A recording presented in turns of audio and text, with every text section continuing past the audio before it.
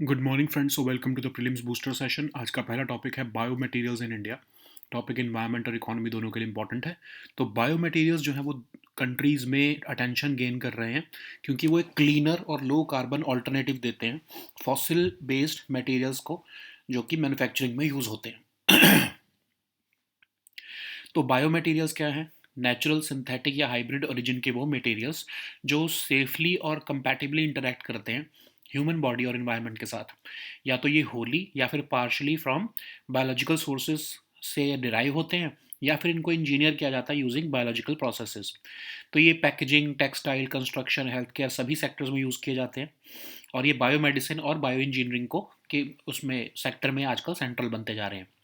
तो इसमें physics, chemistry, medicine, biology को कंबाइन किया जाता है, और मटेरियल साइंसेस को और टिश्यू इंजीनियरिंग को भी यूज़ किया जाता है। तो metals, plastic, ceramics, glass, cells, living tissues, इन सब को यूज़ करके इन बायो मटेरियल्स को बनाया जाता है। तो अब इनको हम ब्रॉडली कैटेगराइज कर सकते हैं तीन टाइप्स में। फर्स्ट है ड्रॉप इन बायो मटेरियल्स, जो कि केमिकली आइडेंटिकल हैं पेट्रोलियम बेस्ड मटेरियल्स से। फिर हैं जो ड्रॉप आउट बायो मटेरियल्स, जिनको न्यू प्रोसेसिंग या फिर एंड ऑफ लाइफ सिस्टम्स लगते हैं, जैसे पीएलए।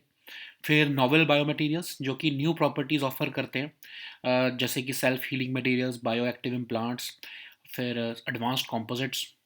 अब इसकी इंपॉर्टेंस क्या है? पहला तो इंडिया को जो है ये के लिए इसलिए इम्पोर्टेंट है क्योंकि हमारे को फॉसिल फ्यूल्स पे अब कम रिलाई होना पड़ेगा अगर हम इसकी तरफ मूव होते हैं तो। और सिग्निफिकेंट इंडस्ट्रियल और इकोनॉमिक अपॉर्चुनिटीज़ भी देंगे ये, क्योंकि एक पूरी इंडस्ट्री बनेगी इसके लिए, एडवांस मटेरियल्स के लिए। इंपोर्ट्स पर हम कम डिपेंडेंट होंगे। एडिशनल इनकम स्ट्रीम्स बन जाएगी फार्मर्स के लिए, क्योंकि ये ऑफ कोर्स बायोलॉजिकली ड्रिवन है। इंडिया की जो डोमेस्टिक पॉलिसी प्रायोरिटीज़ हैं, जैसे कि ban on single plastic, waste reduction, climate action commitments, इन सब से भी ये अच्छे से अलाइन हो रहे हैं। तो इंडिया का जो बायो मटेरियल सेक्टर है उसमें bio plastics, bio polymers, bio derived materials आते हैं। और बायोप्लास्टिक की मार्केट है अकेले अगर हम देखें तो $500 मिलियन की थी 2024 में, और वो धीरे धीरे जो है वो गेन हो रही है। अगर हम देखें इसको इस डेकेड में काफ़ी गेन करेगी। लार्ज स्केल इन्वेस्टमेंट्स हो रही हैं इसमें। इवन इंडियन स्टार्टअप्स भी इसके अंदर एक रोल प्ले कर रहे हैं। इंडिया जो है अभी लेकिन फॉरेन टेक्नोलॉजीज़ पर कुछ सेगमेंट्स में डिपेंडेंट है, तो खासकर रॉ बायोमास को मार्केट रेडी मटेरियल्स में कन्वर्ट करने के लिए। तो हमें अगर हम ग्लोबली देखें तो यूरोपियन यूनियन जो है ऑलरेडी बाइंडिंग रेगुलेशंस इंट्रोड्यूस कर चुका है इससे रिलेटेड। यूएस भी जो है वो इसको गवर्नमेंट प्रोक्योरमेंट पॉलिसीज़ के थ्रू सपोर्ट कर रहा है। यूएई भी जो है वो इसका हब बनता जा रहा है, मेजर मैन्युफैक्चरिंग हब। तो हमें जो है वो चैलेंजेस और वे फॉरवर्ड भी देखना है इसका, कि फीड स्टॉक प्रोडक्शन को बिना हम फूड सिक्योरिटी कॉम्प्रोमाइज़ किए कैसे जो है वो हम स्केल अप कर सकते हैं। एडिशनली हमारी वीक वेस्ट मैनेजमेंट है और कंपोस्टिंग इंफ्रास्ट्रक्चर है, जो कि इन्वायरमेंटल बेनिफिट्स को अंडरमाइन कर सकता है। इंडिया को इन्वेस्ट करना पड़ेगा इसीलिए बायो मैन्युफैक्चरिंग इंफ्रास्ट्रक्चर में, इम्प्रूव करनी पड़ेगी फीड स्टॉक प्रोडक्टिविटी को, और स्ट्रेंथन करनी पड़ेगी इसमें R&D को। ओके, नेक्स्ट हम टॉपिक देखते हैं UAPS, ever widening definition of terrorism. Topic governance के लिए इंपॉर्टेंट है। सुप्रीम कोर्ट ने जो बेल डिनाई की है उमर खालिद और शर्जील इमाम को, वो टेररिस्ट एक्ट की रीडिंग के ऊपर है जो यूएपीए में आती है सेक्शन 15 में। तो सेक्शन 15 जो यूएपीए का है वो रिपीटेडली इन्वोक किया गया है, कई बार उन केसेस में भी जहां पर मास कैजुअलिटी का वायलेंस या ऑर्गेनाइज टेरर नहीं है। ये रूलिंग जो है एक वाइडन स्कोप ऑफ टेररिज्म कर रही है। अगर हम देखें यूएपीए को तो 1967 में इनैक्ट हुआ था अनलॉफुल एक्टिविटीज से डील करने के लिए, जो कि इंडिया की सोवरेनिटी और टेरिटोरियल इंटेग्रिटी को थ्रेटन करती हैं। अब उस समय पर टेररिज्म नहीं होता था, या फिर एक टेररिज्म का कंसेप्ट नहीं था, तो इसलिए टेररिज्म से डील करने के लिए इसको नहीं बनाया गया था। एनआईसी जो है, जो 1961 में सेटअप किया गया था काउंटर करने के लिए कम्युनलिज्म, रीजनलिज्म और बाकी के डिविजिव फोर्सेस को, उनकी रिकमेंडेशन पे इसको बनाया गया था यूएपीए को। और फिर उसी एनआईसी के रिकमेंडेशंस पर कॉन्स्टिट्यूशन में अमेंडमेंट करके reasonable restrictions on fundamental rights भी लगी थी। यूएपीए का ओरिजिनल मोटिव था सेसेशनिज्म और इंटेग्रिटी रिलेटेड एक्टिविटीज़ को डील करना। लेकिन 2004 में जब पार्लियामेंट ने पोटा को रिपील किया तो यूएपीए को अमेंड कर दिया, जिसमें सेक्शन 15 डाल दिया गया, सेक्शन 15 से लेकर 23 तक, जिसमें टेररिस्ट एक्ट्स को डिफाइन किया गया। सेक्शन 15 डिफाइन करता है टेररिज्म को उस समय वो एक्ट जो कि explosive, fire arms, hazardous substances और लीदल वेपन से रिलेटेड हों। अमेंडमेंट में अनलॉफुल एक्टिविटी को भी वाइडन कर दिया गया ताकि हम डिसअफेक्शन अगेंस्ट इंडिया को भी जो एक्ट्स हैं उनको भी इंक्लूड कर सकें। फिर 26/11 अटैक्स के बाद पार्लियामेंट ने यूएपीए को फिर से अमेंड किया और बाय एनी अदर मीन्स जो सेक्शन 15 में है उसको डालकर स्कोप ऑफ टेररिज्म को काफ़ी वाइडन कर दिया। अब अमेंडमेंट जो है उन्होंने क्रिमिनलाइज किया conspiracy, recruitment, training, classified attacks on public functionaries को भी एज टेररिज्म। फिर 2012 में ही यूपीए गवर्नमेंट ने अमेंड करके यूएपीए को इकोनॉमिक सिक्योरिटी के ऊपर जो थ्रेट्स हैं उनको भी जो है टेररिज्म के डेफिनेशन में डाल दिया, जैसे कि production, smuggling, circulation of counterfeit Indian currency. ठीक है। फिर 2019 में जो अमेंडमेंट हुई है उसमें सेंटर को के पास पावर आ गई है कि वो इवन इंडिविजुअल्स को भी टेररिस्ट डिक्लेयर कर सकते हैं, नॉट जस्ट ऑर्गेनाइजेशंस। नेक्स्ट हम टॉपिक देखते हैं मेंबा इफेक्ट। ये टॉपिक आपके इन्वायरमेंट के लिए और साइंस एंड टेक के लिए इंपॉर्टेंट है। जो रिसर्चर्स हैं जेएनयू के, उन्होंने सुपर कंप्यूटर्स के मॉडल्स का के थ्रू पहली सिमुलेशन निकाली है आइस फॉर्मेशन की, जो कि मेंबा इफेक्ट को ऑन वाटर प्रूव कर रही है। तो ये मेंबा इफेक्ट है क्या? ये एक ऐसा पैराडॉक्सिकल फिनोमिना है कि जिसमें ये देखा गया है कि जो हॉट लिक्विड है वो ज़्यादा तेज़ी से फ्रीज होता है रादर देन कोल्ड लिक्विड। ठीक है, अगर उसको आप कूल करो तो इसको एरिस्टोटल ने फर्स्ट सबसे पहले डिस्क्राइब किया था। अब इसका रीज़न क्या है? रीज़न पहला तो ये है, साइंटिस्ट ने कहा है कि जो माइक्रो बबल्स होते हैं वो वाटर में सस्पेंडेड होते हैं जब वो हीट होता है, जो बॉयल करने से। और ये क्या, इसकी वजह से क्या होता है, कन्वेक्शन होती है और ट्रांसफ़र ऑफ हीट फास्टर होती है जब वाटर को कूल किया जाता है। वार्म वाटर जब इवेपोरेट होता है तो वो अपने साथ बहुत सारी हीट को भी ले जाता है। ठीक है, इसलिए जल्दी वो कूल हो पाता है और फ्रीज़ होना, अगर उसको हम कूल करें तो वो जल्दी फ्रीज़ भी हो पाता है। और कोल्ड वाटर इतना क्यों नहीं फ्रीज हो पाता? क्योंकि कोल्ड वाटर के अंदर फ्रॉस्ट होती है। फ्रॉस्ट एक इंसुलेटर है और वो स्लो कर देती है लॉस ऑफ हीट को। ठीक है। अब ये रिसर्च ये भी कहती है कि मेंबा इफेक्ट सिर्फ वाटर पे नहीं बल्कि किसी भी कई तरह के लिक्विड्स पर ये एप्लीकेबल होता है। नेक्स्ट हम टॉपिक देखते हैं apparel export promotion council. Topic governance और इकोनॉमी के लिए इंपॉर्टेंट है। तो ए शक्ति वेल जो है उनको रिसेंटली अपॉइंट किया गया है chairperson of apparel export promotion council, जो कि इनकी 5th टर्म है। तो एईपीसी है क्या? 1978 में बनाई गई ये एक बॉडी है, official body of apparel exporters in India, ministry of textiles के अंडर आती है। प्रमोट और सपोर्ट करती है एक्सपोर्ट ऑफ इंडियन गारमेंट्स और textiles to the global market. एक ब्रिज है between government, Indian apparel exporters और इंटरनेशनल कस्टमर्स। गवर्निंग बॉडी जो है इसकी, वो एक इलेक्टेड चेयरपर्सन जो है वो इसको लीड करते हैं। अब इसके अगर हम फंक्शंस देखें तो अपैरल एक्सपोर्ट्स को प्रमोट करना, मार्केट रिसर्च डेवलपमेंट करना, ट्रेड फेयर्स ऑर्गेनाइज करना, सर्टिफिकेशन स्टैंडर्ड्स को देखना, ये सब इसके इंपॉर्टेंट फंक्शंस हैं। और इसका हेडक्वार्टर गुड़गांव हरियाणा में लोकेटेड है। नेक्स्ट हम टॉपिक देखते हैं शाइन स्कीम। टॉपिक गवर्नेंस के लिए और इकोनॉमी के लिए इंपॉर्टेंट है। 79th bureau of Indian standards के फाउंडेशन डे पर union minister of consumer affairs ने शाइन स्कीम को लॉन्च किया है, जो कि विमेन को at the centre of India's quality journey place करना चाहती है। विमेन को एम्पावर किया जाएगा विद नॉलेज, ताकि फैमिलीज़ को प्रोटेक्ट किया जाए और लाइवलीहुड्स को प्रोटेक्ट किया जाए। ग्रास रूट पार्टनरशिप्स की जाएगी एनजीओज और एसएचजीज के साथ लोकली डिलीवर्ड प्रोग्राम्स के थ्रू। ओके। अब बीआईएस क्या है? National standard body of India है, जो बीआईएस एक्ट 2016 के अंडर एस्टैब्लिश की गई है। और ये हारमोनियस डेवलपमेंट चाहती है of activities of standardization, marking, quality certification of goods. ये आईएसआई जो हमारे इंडियन स्टैंडर्ड्स इंस्टीट्यूशन था उसका सक्सेसर है, मिनिस्ट्री ऑफ कंज्यूमर अफेयर्स के अंडर आती है। नेक्स्ट हम टॉपिक देखते हैं सागर आइलैंड। टॉपिक इन्वायरमेंट के लिए इंपॉर्टेंट है। तो वेस्ट बंगाल सीएम जो है उन्होंने 5 किलोमीटर लंबा ब्रिज जो है मुरी गंगा रिवर पर बनाया है, ताकि सागर आइलैंड को मेनलैंड के साथ कनेक्ट किया जा सके। सागर आइलैंड को आप गंगा सागर या सागर द्वीप भी कहते हो। गंगा के डेल्टा पर लोकेटेड है ये, वेस्ट बंगाल में, माउथ ऑफ हुगली रिवर पर। पार्ट ऑफ सुंदरबंस है, लेकिन यहाँ पर कोई भी टाइगर हैबिटेशन या मैंग्रोव फॉरेस्ट नहीं है। अब ये वो पॉइंट है जहाँ पर गंगा रिवर जो है बे ऑफ बंगाल से मिलती है। यहाँ पर गंगा सागर फेयर भी ऑर्गेनाइज किया जाता है। कपिल मुनि टेम्पल भी जो है इसी आइलैंड पर लोकेटेड है। नेक्स्ट हम टॉपिक देखते हैं Wangchu hydro electric project. Topic economy के लिए इंपॉर्टेंट है। अदानी ग्रुप ने रिसेंटली 570 मेगावाट का Wangchu hydro electric power project Bhutan में कमीशन कर दिया है, जो कि 570 megawatt run of the river hydro power project है, वांगचू रिवर पर बना हुआ। और इसको WHPL जो कि एक जॉइंट वेंचर है अदानी पावर्स का साथ भूटान की स्टेट ओन्ड कंपनी का, BGPC का, अ, उन्होंने मिलकर बनाया है इसे। और ये build own operate and transfer basis पर इम्प्लीमेंट किया जा रहा है। So now let us see all these topics in English. So the first topic is biomaterials in India. This topic is important for your environment and economy section. So biomaterials are gaining attention because countries including India are exploring cleaner and low carbon alternatives to fossil based materials for manufacturing. So biomaterials are those materials of natural, synthetic or hybrid origin which are designed to interact safely and compatibly with different systems like the human body and environment. They are derived wholly or partly from biological sources or engineered using biological processes.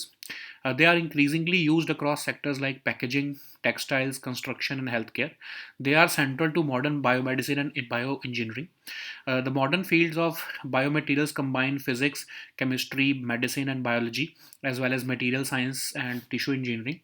Metals, plastics, ceramics, glass, cells, and living tissue are used to create biomaterials. They can be broadly categorized into three types. First is the drop in biomaterials. They are chemically identical to petroleum based materials. Then we have the dropout biomaterials, which require new processing or end of life systems like polylactic acid. Then we have novel biomaterials, which have self healing materials, bioactive implants, or advanced composites. So, how they are important to India? First, they contribute to environmental sustainability by reducing reliance on fossil fuels. Then, they also offer significant industrial and economic opportunities to us. They also create additional income stream for farmers. They are also align well with India's domestic policy priorities, including the ban on single-use plastics, waste reduction, and climate action commitments. So, India's biomaterials sector currently encompasses bioplastics, biopolymers, and bioderived materials. And this is at an early stage, but this is rapidly emerging. Bioplastics market alone was valued at about $500 million in 2024 and is growing steadily throughout this decade. Large scale investments are being made. Indian startups are also playing a major role in this, and India remains dependent on foreign technologies in certain segments. Okay, so this is a major uh, challenge. So European Union has introduced several regulations. US is also supporting the biomaterials through government procurement policies, and countries like UAE, they want to position themselves as major manufacturing hubs through large scale investments in PLA production. Okay, so these are certain challenges like we have to balance the feedstock production without competing with food security. We have weak waste management and composting infrastructure that could undermine the environmental benefits of certain biomaterials. Though, therefore, India needs to invest in biomanufacturing infrastructure, improve the feedstock productivity using advanced technologies, and strengthen research and development. So the next topic is UAPA's ever-widening definition of terrorism. This topic is important for your governance section. So Supreme Court has denied bail to Umar Khalid and Sharjeel Imam, basically on the expansive reading of terrorist act under section 15 of UAPA. So this section 15 of UAPA has been repeatedly invoked in cases even which are unrelated to mass casualty violence or organized terror. This ruling is also reinforcing a widened scope of terrorism. So let's see the journey of UAPA. It was enacted in 1967 to address the unlawful activities threatening India's sovereignty and territorial integrity. In its original form, it did not deal with terrorism because at that time there was no wide scale or uh, modern terrorism that existed at that time. Okay, so this law is emerging from the work of NIC, which was set up in 1961 to counter communalism, regionalism, and other divisive forces. NIC also recommended the Constitution 16th Amendment Act of 1963, which introduced reasonable restrictions on fundamental rights. So The UAPA was initially focused on secessionist and integrity related activities. Terrorism entered the UAPA framework only decades later. Okay, in 2004, when Parliament removed the POTA Act and amended the UAPA instead. The Act was expanded, the UAPA was expanded by introducing a Chapter 4 to define terrorist acts. Section 15 defined terrorism as acts using explosives, firearms, hazardous substances, or lethal weapons. This amendment widened unlawful activity to include acts causing disaffection against India also. But after 2611 attacks, Parliament amended the UAPA further to strengthen India's counter-terror framework.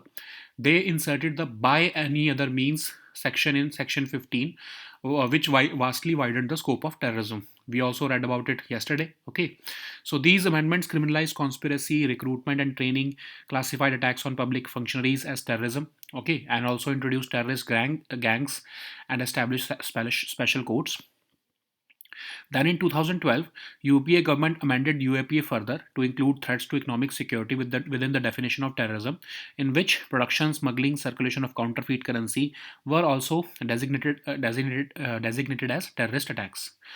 So in 2019, then the amendment empowered the central government to designate individuals and not just terrorist organizations as terrorists. Okay. So the next topic is Mamba effect. This topic is important for your science and tech section. Researchers from JNU have used supercomputers to develop the first simulation of ice formation, proving that Mamba effect of water is there. So Mamba effect is basically a paradoxical phenomena in which hot liquid can cool or freeze faster than a cold liquid under certain conditions. This effect was described by Aristotle. So, one cause scientists have said is that micro bubbles left suspended in water, which has been heated by boiling, and this promotes convection and transfer heat faster as the water cools. And there is also evaporation, which is responsible for it because warm water evaporates more. It also takes away some heat, uh, like the same that happens when you sweat. Okay. uh, there is one more reason that frost is present in cold water, and frost is an insulator, so that could slow the loss of heat. And Mamba effect is not unique to water. It, in fact, this similar behavior occurs during fluid to solid phase transition in other materials as well. So the next topic is Apparel Export Promotion Council. This topic is important for your economy section. So A. Saktivel has been recently appointed as the chairperson of Apparel Export Promotion Council, marking his fifth term at the helm of this organization. So AEPC was established in 1978. And it is the official body of apparel exporters in India. It operates under Ministry of Textiles. Its objective is to promote and support the export of Indian garments, uh, textiles to the global market. It is a bridge between the government, Indian apparel exporters, and international customers. It is the governing body which is led by an elected chairperson. Its functions include promoting apparel exports, market research and development, organizing trade fairs, skill development, certification and standards, and it also organizes the Indian International Garment Fair twice a year, and its headquarters is in Gurgaon. So the next topic is Shine Scheme. This topic is important for your governance section. So 79th Bureau of Indian Standards Foundation Day has led to the Union Minister launching the Shine scheme in New Delhi. So this scheme is a new scheme of BIS which places women at the center of India's quality journey through structured training, grassroots partnerships with NGOs and SHGs, and locally delivered programs. This aims to empower women with knowledge which protects families and strengthen livelihoods. So BIS wants to spread awareness about standards, safety and quality within households, self-help groups and communities through this scheme. So what is BIS? It is the National Standard Body of India, which was established under BIS Act of 2016. It aims to ensure harmonious development of activities of standardization, marking and quality certification of goods. It is the successor to the Indian Standards Institution, and it falls under the Ministry of Consumer Affairs. So the next topic is Sagar Island. This topic is important for your environment section. So West Bengal CM has recently laid the foundation stone of a 5 kilometer long bridge over the river Muriganga to connect Sagar Island with the mainland. So Sagar Island is also known as Ganga Sagar or Sagar Deep. It is located in Ganga Delta in West Bengal. It lies at the mouth of the Hooghly River. It is part of the Sundarbans, but it does not have any tiger habitation or mangrove forests. It is the point where Ganga river system meets the Bay of Bengal. Ganga Sagar Fair is organized here, uh, which is the second most attended fair in the world after Kumbh Mela. Kapil Muni Temple is also located at this particular island. Okay, so the next topic is Wangchu hydroelectric project.